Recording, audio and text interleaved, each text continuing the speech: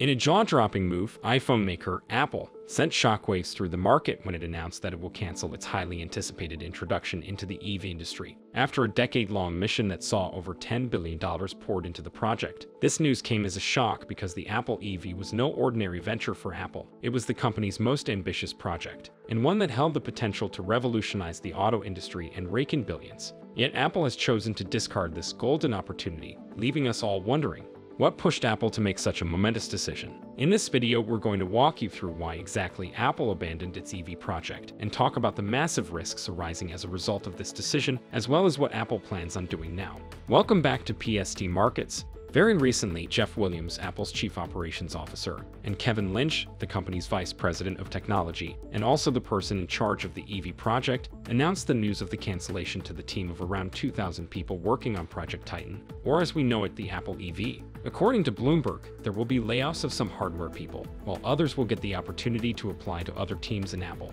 Additionally, some people who worked on the EV project are now being moved to Apple's AI and machine learning division to work on generative AI products, which will be a key future component of the company. There will also be people moving to the Vision Pro division, emphasizing Apple's special focus on spatial computing.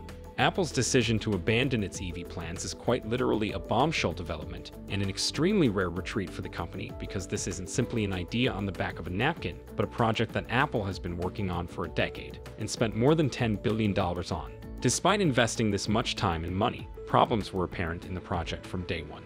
In fact, Apple's EV project had many restarts and direction changes over the years, and most recently in January, Apple pushed the launch date of its EV to 2028 rather than 2026, and downgraded the car from a fully autonomous Level 4 or 5 vehicle to a Level 2+. Since then, there have been more discussions between the company's executives before they finally decided to pull the plug on the project in early February, marking a catastrophic end to one of the company's most ambitious attempts at a new product category. So is this the end of Apple's EV ambitions, or will it revisit the idea in the future? According to Bloomberg, there are talks on the table for Apple to acquire an existing EV company, but this will likely take a very long time to become a reality. If you follow the auto industry, then you probably already know that it's one of the hardest markets to enter, thanks to how hard it is to compete against the US market leader, Tesla. The company's CEO, Elon Musk, even went on X to take a dig at Apple, indirectly saying that not every big tech name can do what Tesla can do. This sentiment is felt in the EV industry as a whole, with companies like Rivian and Lucid, who started off with a lot of promise, now struggling to compete with Tesla.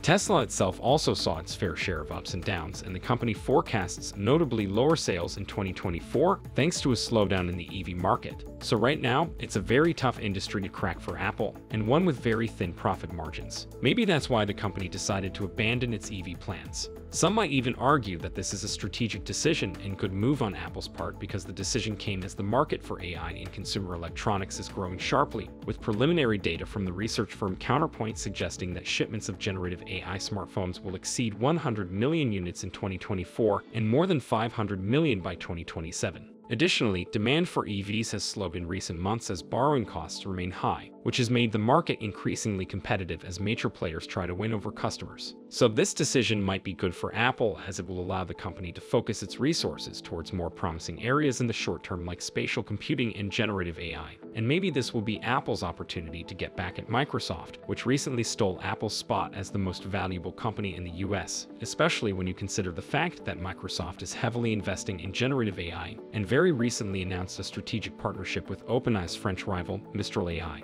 But there's still some risk to abandoning the project. Just imagine Apple's big tech competitors like Alphabet or Amazon coming out with a Google EV or an Amazon EV. There's also the fact that Apple's Chinese competitors like Xiaomi and Huawei Technologies are already coming out with their own EVs and planning to disrupt the auto industry, just like they disrupted the smartphone industry a few years ago.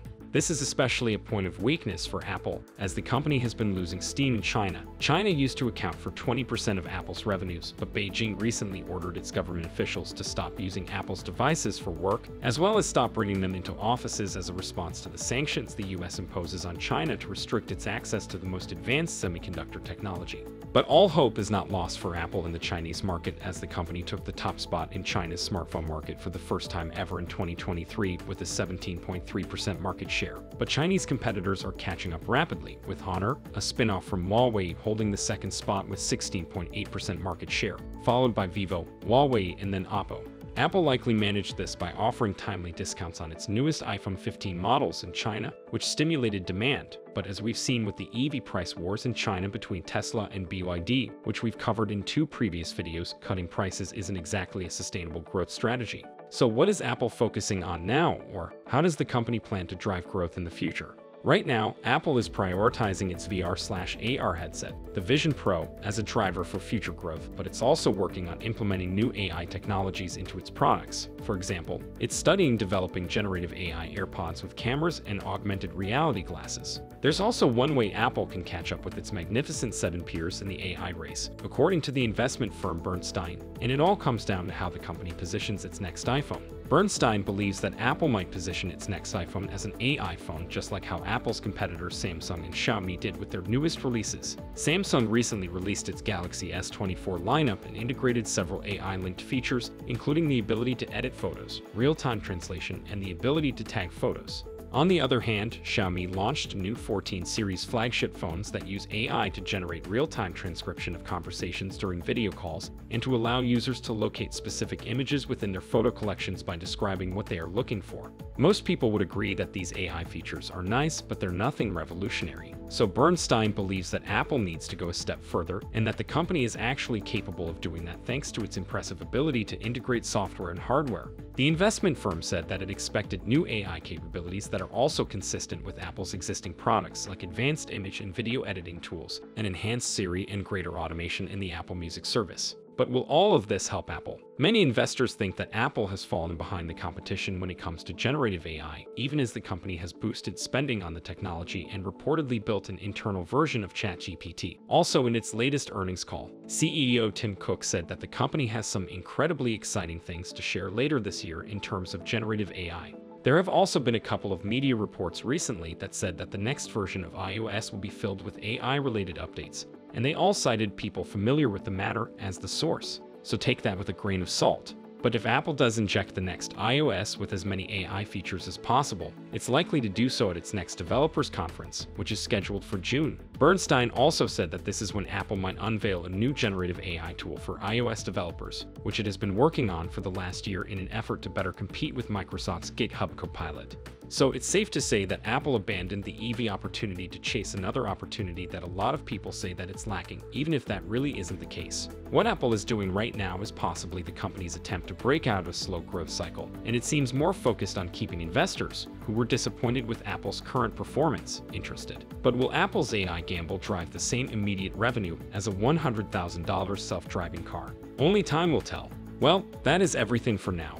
What do you think? Is Apple's stock a buy after this news? Please let us know in the comments below. If you haven't, please subscribe and like this video. Your support helps us continue our work. Thanks again for your support, and I will see you in the next one.